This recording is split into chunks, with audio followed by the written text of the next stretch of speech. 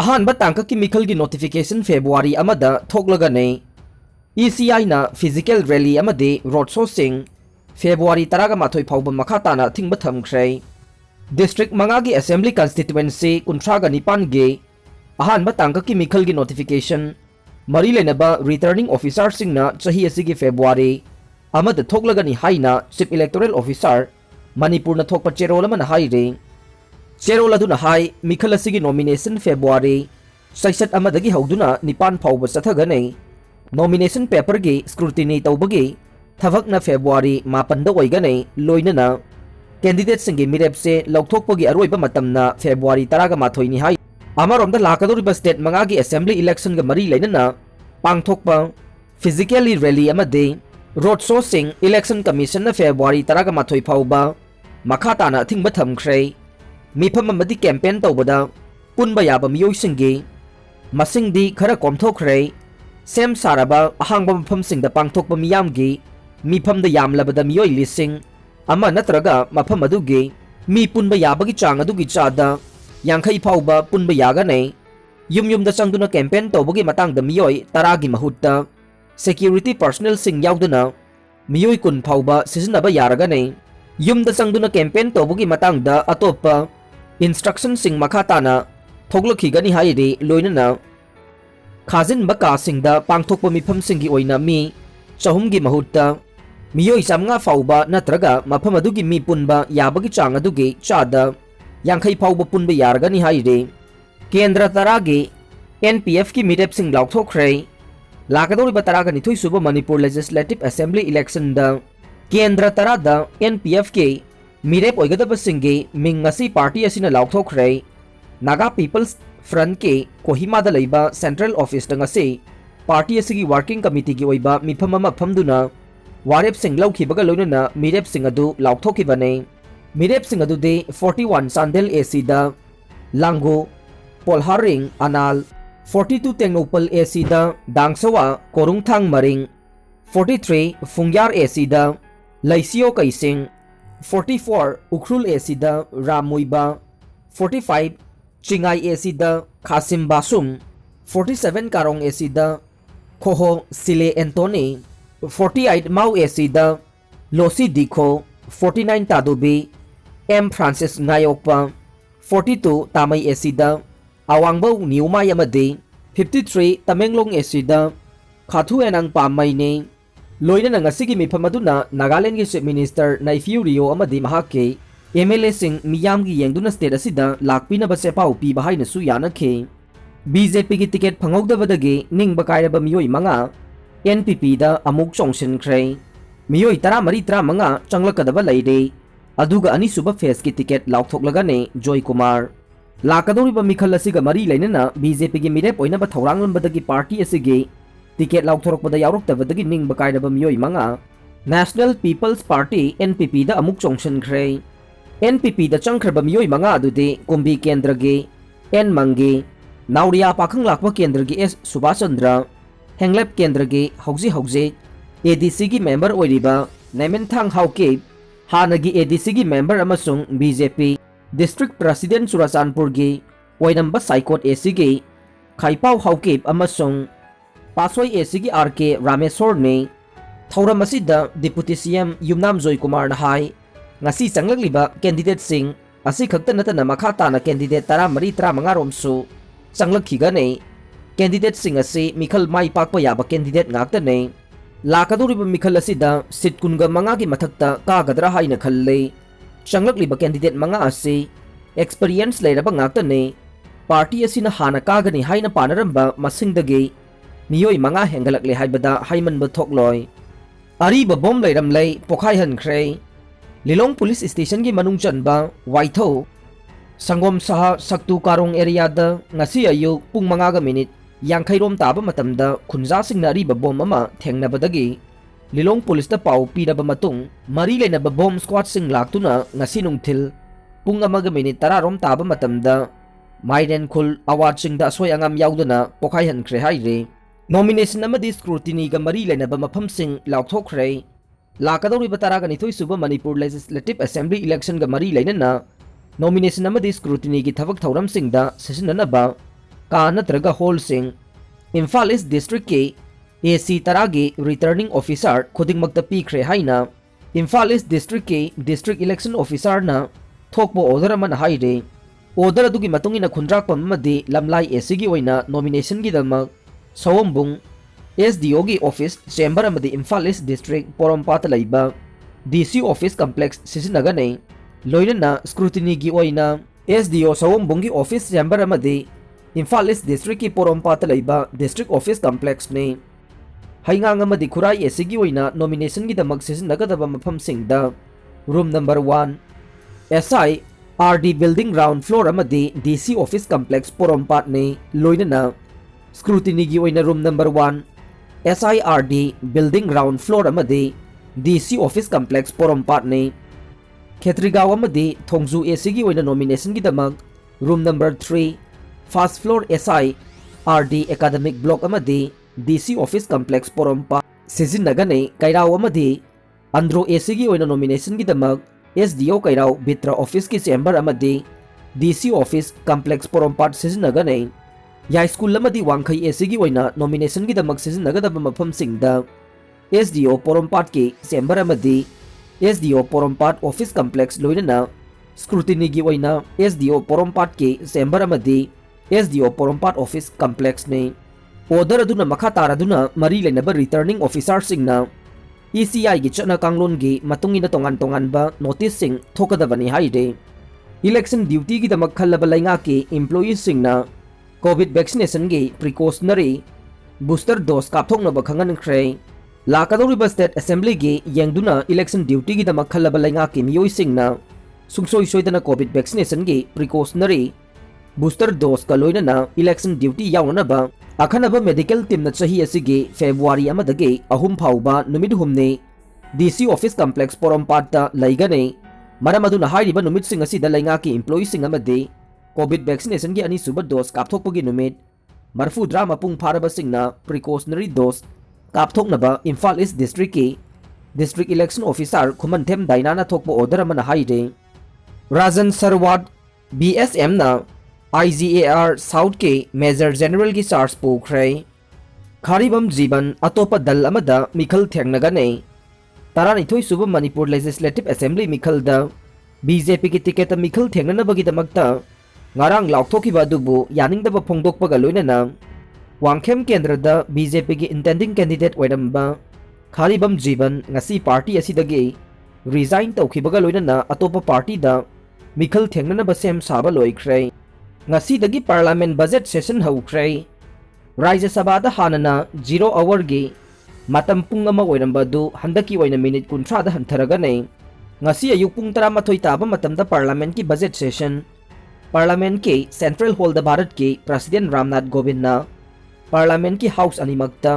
महाकी वाफम थंबगा लोइनना पार्लियामेंट बजट सेशन हौदोखे प्रेसिडेंट की वारोल अदुगी मतुंग मदुगी कॉपी अमा हाउस अनिमक्ता थमगने इकोनॉमिक सर्वे 2021-22 सु हाउस द पुथोकने फाइनेंस मिनिस्टर निर्मला सीतारामन ना 2022-23 के यूनियन बजट सु हयेंग लोक सभा द पुथोकने मदुगी मतुंग बजट की कॉपी अदु राज्य सभा द थमगने पुथोकदोरिबा बजट असी पेपरलेस बजट ओइरे अमरोमदा हौजे लैबाग असिद कोविड की फिबम असी यंगलगा पार्लियामेंट की बजट मिफम असी युमसकैसा नुमितगे सिप 9 द पांगथोकने राज्य सभा की सेशन ना अयुक पुंग 10 दगे नुंगथिल पुंग 3 फाउबा चथगने अदुगा लोक सभा ना नुंगथिल पुंग 4 दगे नुमिदांग पुंग 9 फाउबा चथगने बजट सेशन असिगे अहान बसरुंग ना मथंग था फेब्रुवारी की तांग 13 फाउबा चथगने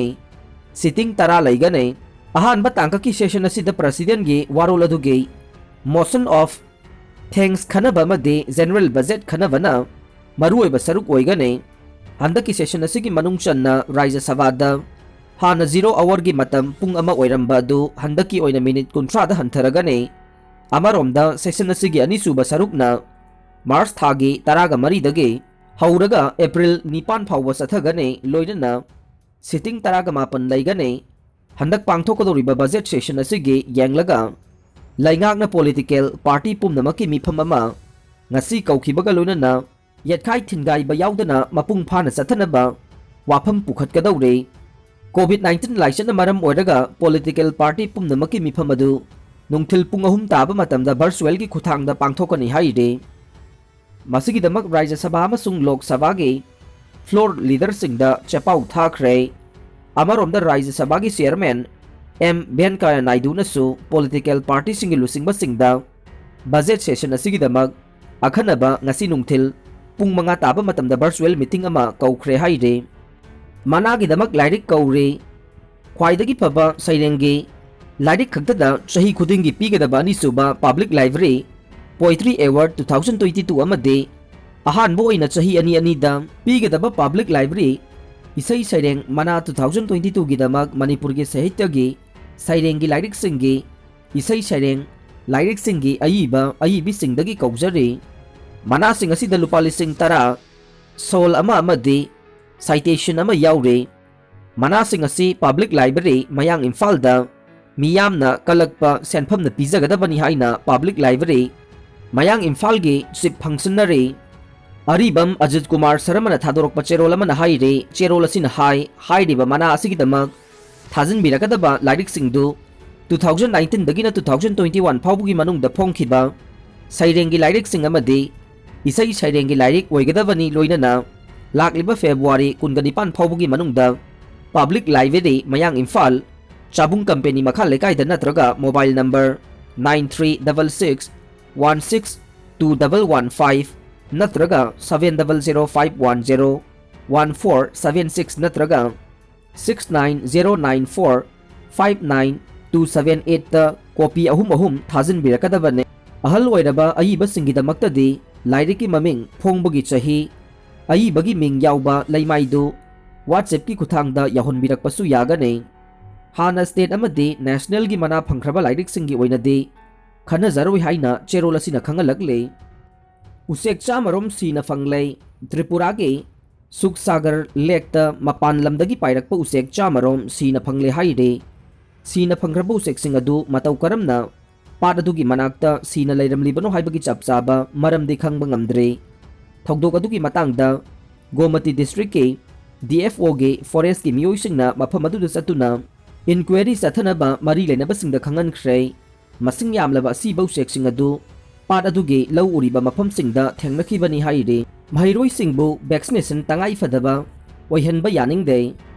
Ukhrul district ki mairoi singbu tangai fadana vaccination taunaba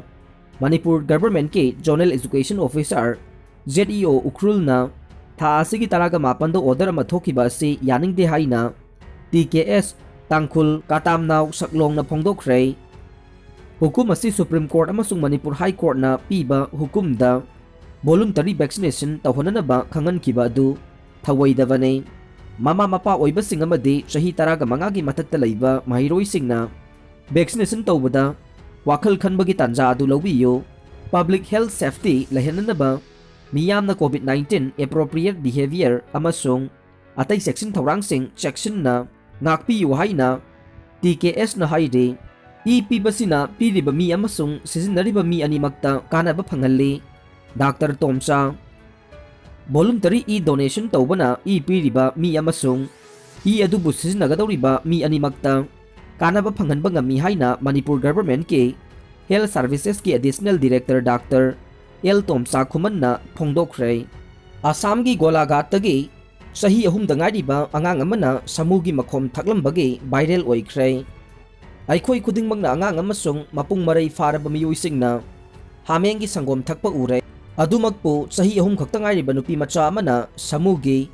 Makhom thaklaga leiramba haibasi mipum khudingmakna thajaningai oide masi oidunasu Assam gi Golaghat district masagi chahi ahum khakta ngairiba Harsita Bora Kaubi nupi macha amana samudagi sangom thaktun leiramba thengnabadagi hairiba sinnadugi video adu social media da viral oikhre video adu Times Now na assess tawbada Harsita Borana samu aduga sanaba amasung samu adugi makhom thakpa adu ukhe Myanmar da military junta na opposition namthanaba honabada village kaya mai thadokre Myanmar da military junta na opposition namthanaba honabada village kaya mathang mai thadorok li haina official report amagi matungin na phongdok le Congress ki leader Rahul Gandhi Modi Foviana Nare Amit Shah Congress leader Rahul Gandhi asi Modi Foviana Nare Haina Union Home Minister Amit Shahana Assembly Mikhal Mayok Nagadoriba Goa the Mikhal Gamari Lenena Wangang Bama the Pongdokre PUBG the Laisura Nupa Macha Amana Mahaki Apokpi Amadi Masin Manau Sing Kaptuna Hatkre Pakistan Gi Punjab Province the Labor Imung Amada Subnagi Chahi Taraga Mari the Ngairiba Nupa Macha Ama PUBG game the Laisu Badagi Mahak Buhek Pokpa Mama Amadi Mahaki Pikliba Machal Nupi Ama Yauna Mayamba Amadi Mache Punna Nongwaina Kaptuna Hatkre Game asida nupa macha asi edik oikhibana maram oiduna mahakki mama amadi masil manau ahum punna hatkibane mahakna online da PUBG game asi matam sangna sanarakpadagi wakhalgi oiba laina amasu leirakre haina police ki paw asina makhata na phongdorok le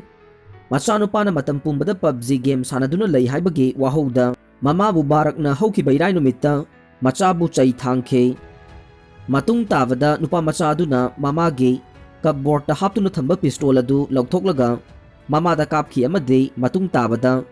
tumduna leiba machin manau ahumbusu mathang nongmaina kaptuna hatkiwa police ki pauna phongdorokpada nahit mubarak ase mahake nupaga khaina duna leiba health worker amane matam pumbada mahake thabak sinbana maram oiduna